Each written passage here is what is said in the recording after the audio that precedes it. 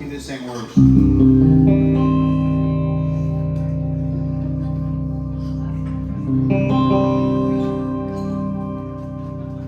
All right, story time. The last story, last song.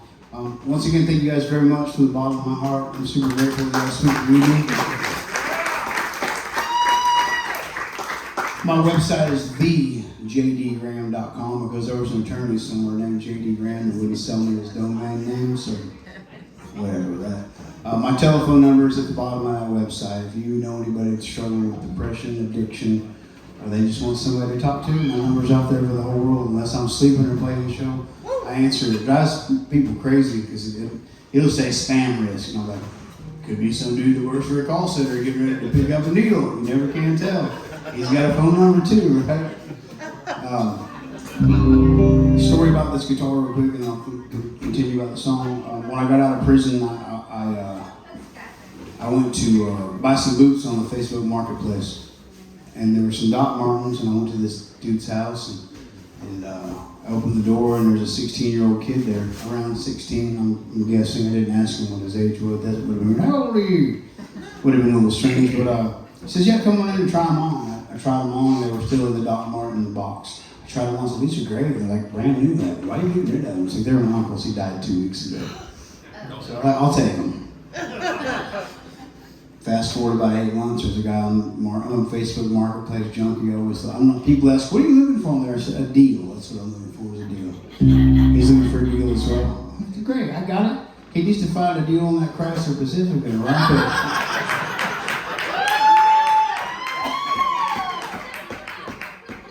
Because I don't got management, I don't got a record label, so I'm taking with me what's in this tip jar tonight.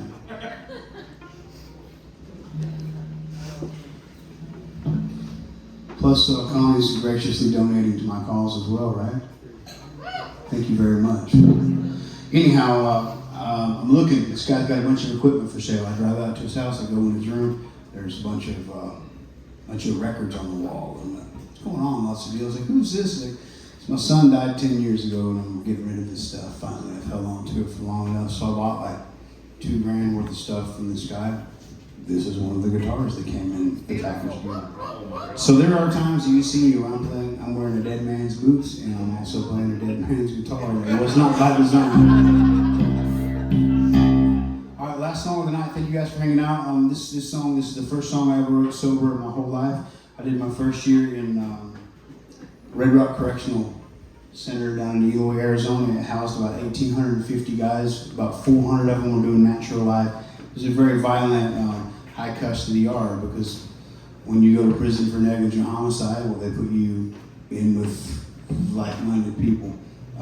My first cell that I stayed in for a year was HD 65. It was on. It'd been cool if it was like HD 28, like a Martin, right? But it was HD 65 on the top tier, just like you see in the movies. It was a private prison, so the guardrail wasn't rusted. It had a nice coat of paint on it. It had a window about this wide that looked out east, and had a gutter running across the top with a razor wire wrapped around it. You had to be up for a formal count at 4:30 in the morning, standing next to your bed with your ID. So I saw a lot of sunrises through this lens of razor wire. This thing popped into my head, this phrase, razor wire sunrise. And this is the first song I ever wrote sober in my whole life. And this is on my new album as well, because I recorded it in prison and they let me release it from prison, but it was just on a cheap guitar with a cheap microphone at Visitation, and I wanted to record it the way that I wanted to record it, with a baritone guitar. How do you make my song sound darker and sadder? You play one. Can I ask you a question really quick? What do you mean? Like, they own your songs? No, they let me record them. Oh, they let you do extra, okay. It's a long story, and it would take a long time to tell it, but you're welcome to call me, tell it to you. It's on the back of your website. It's the one, it's 405-593-1321. Okay. My daughter got me an Oklahoma phone number when I got out of prison. Her and her boyfriend, which she just went to San Francisco yesterday and told her boyfriend, you need to be out by Tuesday when I come home, and my dad will be in town on Tuesday as well, so he better be gone. I'll hand my brother a credit card, hope there's money on it if I go to jail. I won't fight for a lot of things, but if you break my daughter's heart, I'm whooping your ass. Simple as that. I shouldn't be that way, and I probably won't, because I got Jesus in my heart and he don't want me acting like that. But my flesh tells me that's what I want to do. But what I should do is forgive this dude and send him on his way. Anything else? So this is the first song I wrote, and I wrote this song about the accident that I got in and about that period of struggle. It was about a year long while I was going through the whole court process and what was going on in prison. I'm going to leave you guys with this. This is called Razorwire Sunrise. I'm super grateful for you guys tonight.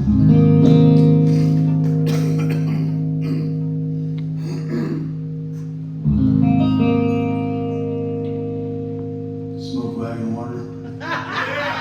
Reading cough drops. And a dead man's guitar. Hey, you know, I feel like he was a songwriter, so I feel like every time I play this, I'm honoring him.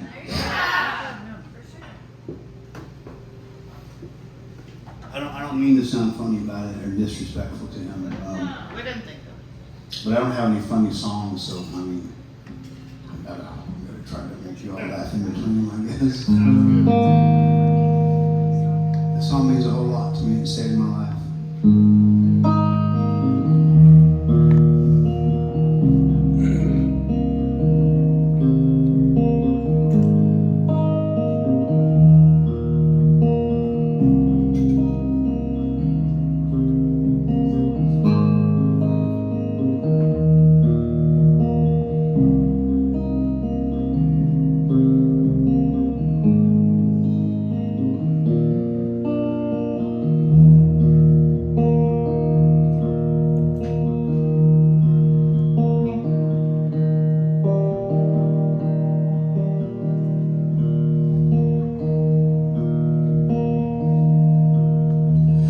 Never seen it coming like smoke before the fire. I'm caught up in fast living, dancing on the line.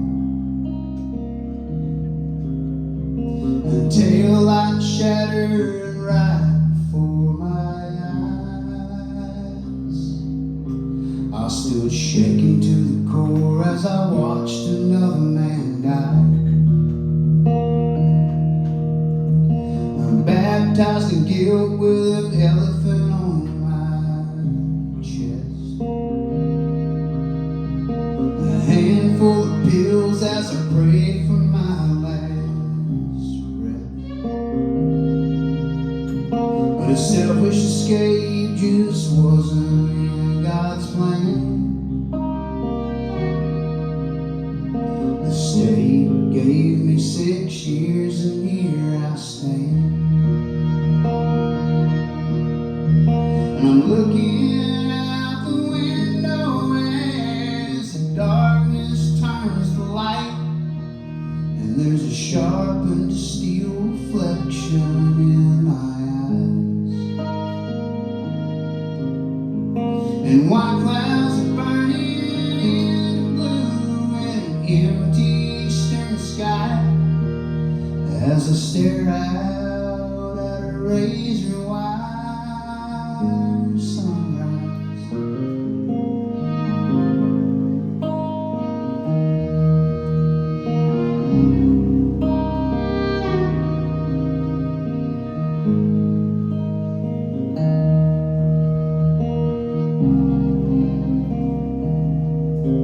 If these walls could talk, they'd scream at the top of their lungs. And the crossed out days are enough to darken the sun. I'm searching for the patience and not the time. The hands are moving slow and the seasons grind. But this concrete steel can't keep my spirit in. It bleeds right through the mortar and finds a wind. Forgiveness slowly wraps around my mind. Redemption floods the driest days of my life, and I'm looking out the window as a tear falls from my eye. I've caused enough pain for 100,000 lifetimes, but I won't go back to the way I was. That part of me's died. I found grace in a razor-wire sunrise.